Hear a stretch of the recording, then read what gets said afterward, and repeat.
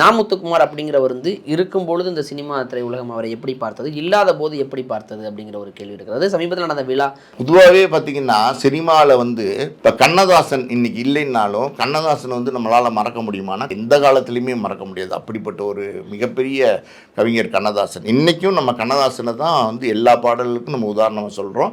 அதுக்கப்புறம் பார்த்தீங்கன்னா நாமுத்துக்குமார் வந்ததுக்கப்புறம் எப்படி கண்ணதாசன் வந்து ரொம்ப எளிமையாக பாடல்களை வந்து எழுத ஆரம்பித்தாரோ அதே மாதிரி நாமுத்துக்குமாரும் பார்த்தீங்கன்னா பாடல்களை வந்து ரொம்ப ரொம்ப ரொம்ப எளிமையாக எல்லாருக்கும் புரிகிற மாதிரி சும்மா சாதாரணமான விஷயங்களை சொல்லி வந்து பாடல்கள் எழுதி பிரபலமாயிட்டார். எத்தனையோ பாடல்கள் அவருடைய பாடல்களை ஆரம்பத்தில் வந்து இப்போ அந்த பாட்டை பாடி தான் இந்த பெரிய பெரிய ஹீரோஸ் இன்னைக்கு இருக்கிறவங்க எத்தனையோ பிரபலங்களை நம்ம சொல்லலாம். அவங்க எல்லாருமே பிரபலமானாங்க ஒரு காலத்தில்.